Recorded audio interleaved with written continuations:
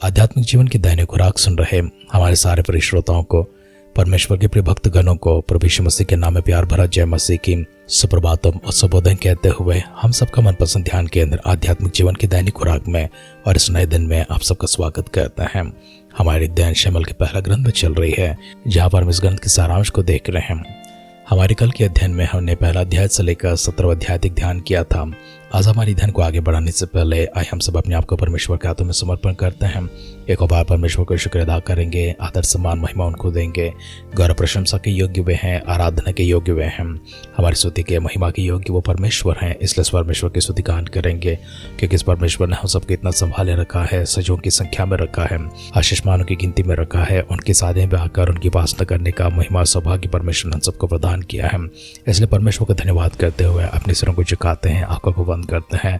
आगे के अध्ययन में हमारे साथ देने के लिए, आत्मिक अभिषेक में चलाने के लिए, वचन के ज्ञान में सबको रखने के लिए, परमेश्वर अपने ज्ञान में चलाने के लिए, समझ में चलाने के लिए आए अपने आप को उनके हाथों में समर्पण करते हुए एक छोटी सी दुआ करेंगे। सर्वशक्तिमान पिता परमेश्वर, हम आपको धन्यवाद करते हैं, हम आपकी स्तुति करते हैं, प्रशंसा महिमा करते हैं, आराधना करते हैं। एक सुंदर सा समय परमेश्वर आपने हमारे जीवन में सौभाग्य और रूप प्रदान किया है कि आपके सानिध्य में प्रभु बोर को तड़के उड़ते हुए प्रभु उपासना करने के लिए आ सके, आपकी आराधना करने के लिए प्रभु एकत्रित हो सके। इस तरह से परमेश्वर आपने हमें जीवितों की संख्या में, भाग्यवानों की संख्या में सलामती के साथ संभाले रखा, इसके लिए धन्यवाद करते हैं। हमारे सारे प्रियजनों को, आपके भक्तगणों को आपकी दृष्टि में लेकर आते हैं। व्यक्तिगत तौर से पिता परमेश्वर एक एक जन को छूने के लिए, अपनी सामर्थ से भरने के लिए, अपने अभिषेक से भरने के लिए, आत्मिक अगुवाई में प्रयोजन सबको चलाने के लिए, वचन के राह प्रयोजन ने खड़ा करने के लिए प्रार्थना करते हैं। अगर हमारे परिजनों में से कोई बीमार है, कमजोर है, लाचार स्थिति में, उनकी चंगाई के लिए प्रार्थना करते हैं, छुटकारे के लिए प्रार्थना करते हैं। महामारी के कारण परमेश्वर कोई परेशान ना हो, पीड़ित ना हो, इसलिए दुआ करते हैं। उनको शारीरिक रूप से, मानसिक रूप से, पारिवारिक रूप से, आर्थिक रूप से, आध्यात्मिक रूप से परमेश्वर उन्नति को लेकर चले, प्रभु तरक्की को लेकर चले। कोई कमी घटी परमेश्वर उनके जीवन में आने ना दीजिए, किसी संकट को छूने ना दीजिए, कोई समस्या को छूने ना दीजिए। सेहत परमेश्वर प्रदान करने के लिए प्रार्थना करते हैं। तकलीफों से, मुसीबतों से प्रभु दूर रखने के लिए दुआ करते हैं। अब हमारे साथ है परमेश्वर, इसलिए आपको धन्यवाद करते हैं। प्रार्थना को सुनकर प्रभु उत्तर देश के लिए भी धन्यवाद करते हैं।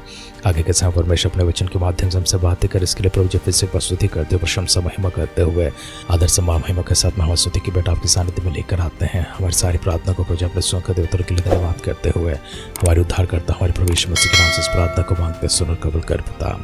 आमेन, आमेन, आमेन। शमूएल के पहला ग्रंथ की सारांश को आगे बढ़ाते हैं। हमारे कल के अध्ययन में पहला अध्याय से लेकर 17वां अध्याय तक गौर किया था।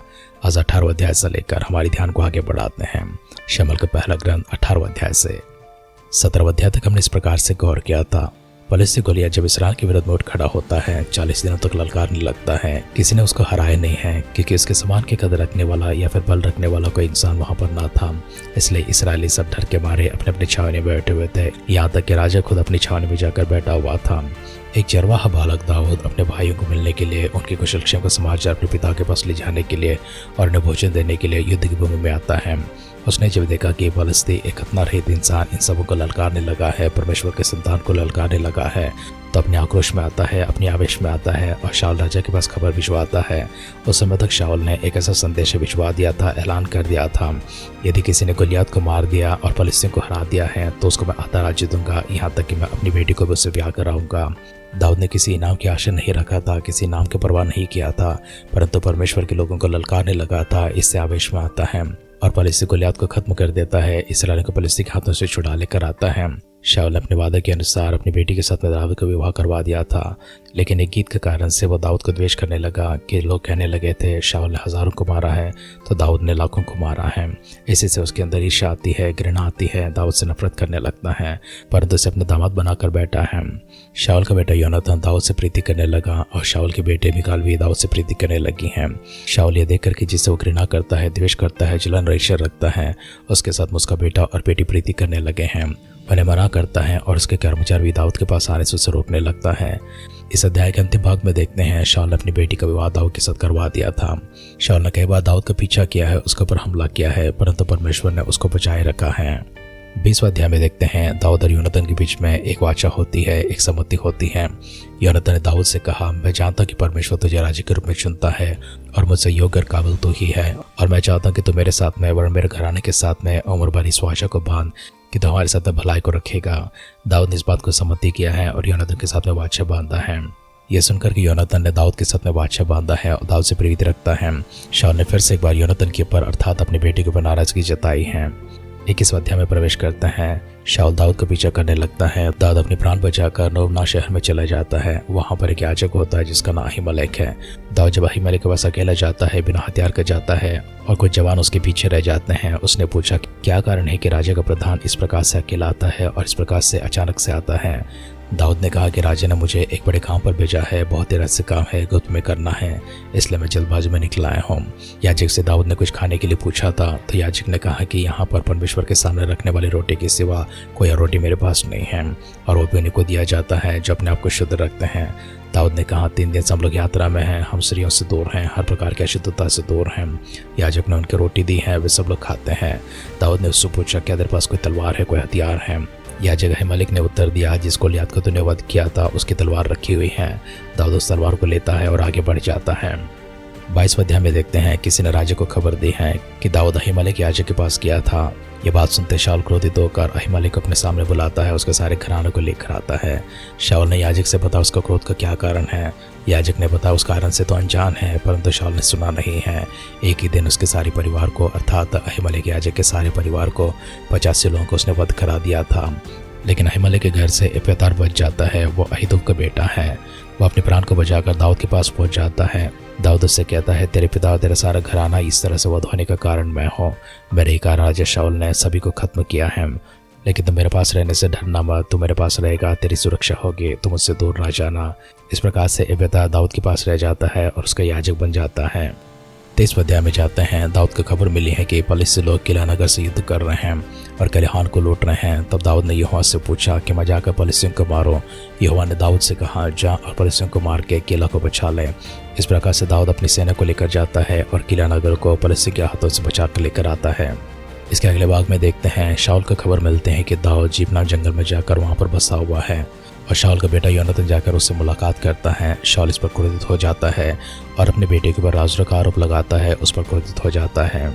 योनातन ने दाऊद से कहा मेरे पिता का मन बदला नहीं है, वो तेरे प्राण का ग्राहक है, इसलिए तो अपने आप को बचा ले और यहाँ से चला जा।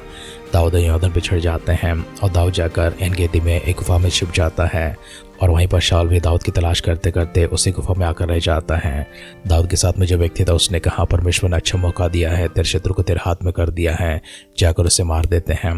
लेकिन दाऊद ने कहा उसके ऊपर हाथ न चलाना, क्योंकि परमेश्वर का अभिषेक है और परमेश्वर का अभिषेक को कोई हाथ नहीं लगाना चाहिए।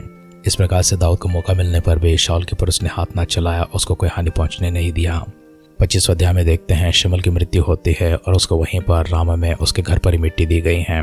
दाऊद अपने प्राण बचाते हुए पारा नाम के जंगल में चला जाता है। वहाँ पर दाऊद के साथ में कुछ चरवाहे थे जिनकी रक्षा दाऊद ने की थी, जिनकी रक्षा दाऊद के लोगों ने की थी। उनके सारे काम में उनकी सहायता की थी। वो कोई और नहीं है, एक धनी इंसान नाबाल के लोग थे।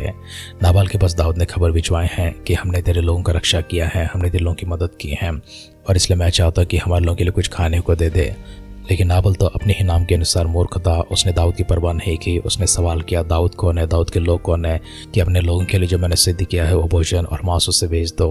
नाबाल के सेवकों में से एक व्यक्ति जाकर नाबाल की पत्नी अबीगैल से सारी बातें बताता है। अबीगैल नाबाल को बताए बगैर सारे भोजन वस्तु को सिद्ध करती है और दाऊद से मिलने जाती है। दाऊद से मुलाकात करती है, करुणा के लिए, रहम के लिए मांगते हैं और दाऊद ने उसके ऊपर रहम दिखाया। वरना दाऊद ने तो प्रतिज्ञा किया था कि नाबाल के घर में एक जवान भी ना बचेगा। इस तरह से अगले दिन सभी को खत्म करने की ठान लिया था।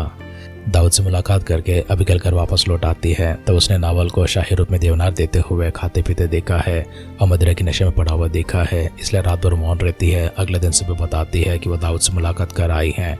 अबीगैल की बातें सुनकर नाबाल पत्थर की तरह सुन्न हो जाता है। 10 दिन के बाद वो मर जाता है। 26वें अध्याय में देखते हैं शाऊल की ब्याह में पहुंचा है। किसी ने खबर दिया है कि दाऊद वहीं पर है, तो दाऊद की तलाश में अपनी सेना को लेकर निकलता है। तो अपने सैनिकों में से अच्छे लोगों को 3000 लोगों को छांटता है और दाऊद का पीछा करने जाता है।